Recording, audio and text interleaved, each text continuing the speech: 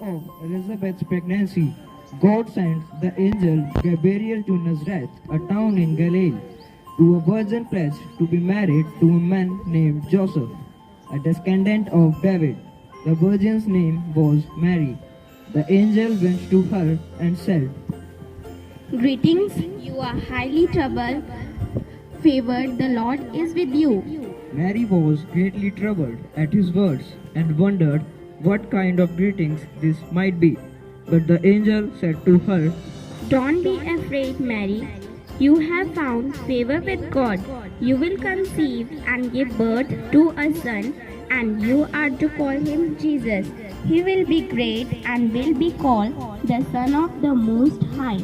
The Lord God will give him the throne of his father David, and he will reign over Jacob's descendants forever. His kingdom will never end. How will this be, Mary asked the angel. since I am a virgin? The angel answered, The Holy Spirit will come on you, and the power of the Most High will overshadow you. So the Holy One to be born will be called the Son of God.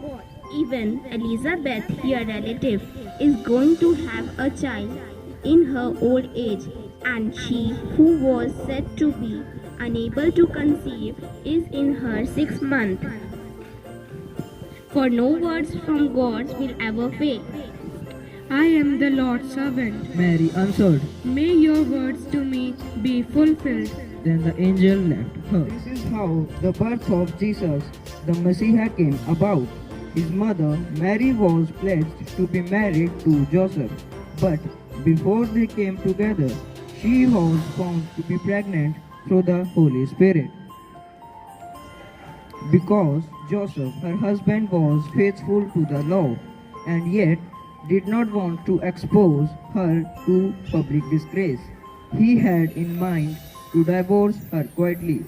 But after he had considered this, an angel of the Lord appeared to him in a dream and said, Joseph, son of David, do not be afraid to take Mary home as your wife, because what is conceived in her is from the Holy Spirit.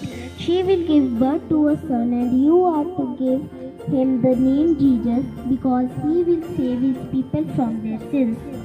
All this took place to fulfill what the Lord had said through the prophet. The virgin will conceive and give birth to a son, and they will call him Emmanuel, which means God with us.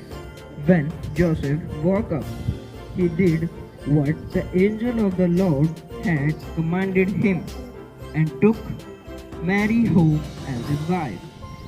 But he did not consummate their marriage until she gave birth to a son, and he gave him the name Jesus. In those days, Caesar Augustus issued a decree that a census should be taken of the entire Roman world. So Joseph also went up from the town of Nazareth in Galilee to Judea, to Bethlehem, the town of David, because he belongs to the house and line of David. He went there to register with Mary, who was pledged to be married to him and was expecting a child. While they were there, the time came for the baby to be born, and she gave birth to her firstborn.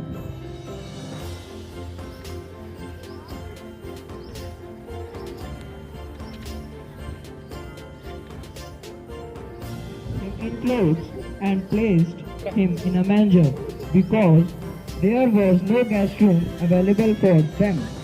The shepherds living out in the fields nearby, keeping watch over their flocks at night, an angel of the Lord appeared to them, and the glory of the Lord shone around them, and they were terrified.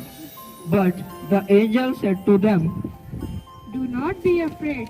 I bring you good news that will cause great joy for all the people. Today in the town of David, a Savior has been born to you. He is the Messiah, the Lord. This will be a sign to you. You will find a baby wrapped in clothes and lying in the manger. suddenly a great company of the heavenly host appeared with the angel praising God and saying, To God in the highest heaven, and on earth peace to those on whom his favor rests. When the angel had left them and gone into heaven, the shepherds